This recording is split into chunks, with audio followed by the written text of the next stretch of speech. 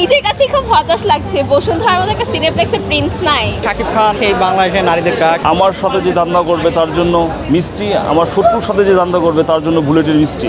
বরুণ ধাওয়ান, আয়ুষ্মান খুরানা, এদের থেকে অনেক ভালো অভিনেতা হলো শাকিব খান। শাকিব খান আসলে ভুল সময়ে বাংলাদেশের জন্য দেখেছি। আমি ভেবেছিলাম দম না দেখলে প্রিন্স দেখবো।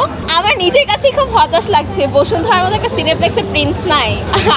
আমি নিজেই অবাক হয়ে গেছি, এটা কেন হবে? বাংলাদেশের সিনেপ্লেক্সে সাকিব ভাই এত বড় একজন সুপারস্টার, ওনার মুভি তো অবশ্যই থাকা উচিত ছিল। এটা আসলে চিরন্তন একটা সত্য কথা যে শাকিব খান এই বাংলাদেশের নারীদের ক্রাশ। এছাড়াও তিনি হচ্ছে ডালিট বডির সুযোগ আছে। বর্তমানে শাকিব খান বাংলাদেশের মেগা স্টার, তার ধারে কাছে ধরতে গেলে কেউ নাই, তিনি একজনই, number one and only. Shakib ভাই তো অনেক ভালো করে আসছে, আমরা রিসেন্টলি কয়েকটা মুভি দেখেছি, প্রিন্সটা এখনো দেখিনি, দেখলে আমি বলতে পারবো যে কতটা কি হয়েছে। ট্রেলার দেখে যতটুকু বুঝেছি ইটস গুড। 200-র বেশি সার্ভিস ও ফিচারে লেনদেনের সব বিকাশ অ্যাপে সম্ভব। শাকিব ভাইয়ের সিনেমাটা আমি সর্বপ্রথম প্রাধান্য দিই, কারণ উনি পরিণত অভিনেতা, প্রায় আড়াই যুগের এক্সপিরিয়েন্স, 30 বছরের কাছাকাছি, প্লাস বাংলাদেশের একমাত্র কমার্শিয়াল হিরো। দেখুন আপনি যদি প্রিভিয়াস জেনারেশন থেকে দেখেন, আপনার সালমান শাহ বা শাকিল খান, আমিন খান, এরা তো রোমান্টিক হিরো, হ্যাঁ। আবার ওইদিকে জসিম ভাই ছিল, তারপর হলো আপনার মান্না ভাই, এরা অ্যাকশন হিরো। কিন্তু এমন একজন অভিনেতা শাকিব খান, যার মধ্যে অ্যাকশন, রোমান্স, ড্রামা তিনটা তো আছেই, প্লাস উনি বাংলাদেশের একমাত্র ড্যান্সার হিরো, যার ড্যান্সিং স্টাইলটা অনেক উৎকৃষ্ট লেভেলের। আমার সাথে যে ধান্দা করবে তার জন্য মিষ্টি, আমার শত্রুর সাথে যে ধান্দা করবে তার জন্য বুলেটের মিষ্টি। কাজ সিনেমা দেখতে এসেছেন, সাকিব খানের প্রিন্স সিনেমা কি এখানে চলছে কি?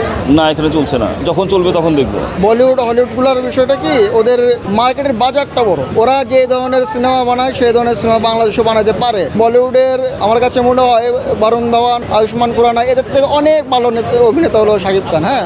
এদের থেকে আউটলুকিং বলেন, আসলে বলিউডে ঋতিক রোশনের পর কিন্তু এরকম কমার্শিয়াল হিরো নাই। আপনি দেখেন তিন খান যারা আছে, ওরা তো মনে করেন রোমান্টিক হিরো, তাই না, অ্যাকশন হিরো না, আবার আপনার মনে করেন যে ভেরি গুড ড্যান্সারও না। ড্যান্সটা কিন্তু হিরোদের একটা আলাদা লেভেল তৈরি করে।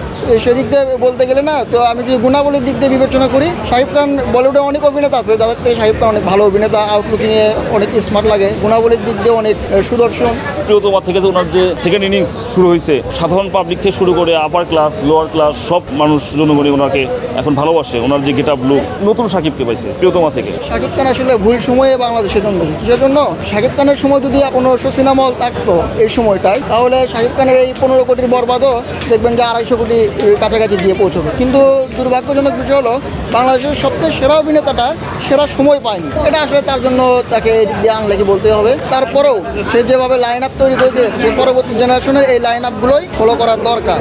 কারণ পরবর্তী জেনারেশনের যেসব অভিনেতারা এসেছেন, তারাও কেউ আসলে শাকিব খানের পরিপূর্ণ রিপ্লেসমেন্ট হওয়ার যোগ্যতা নাই।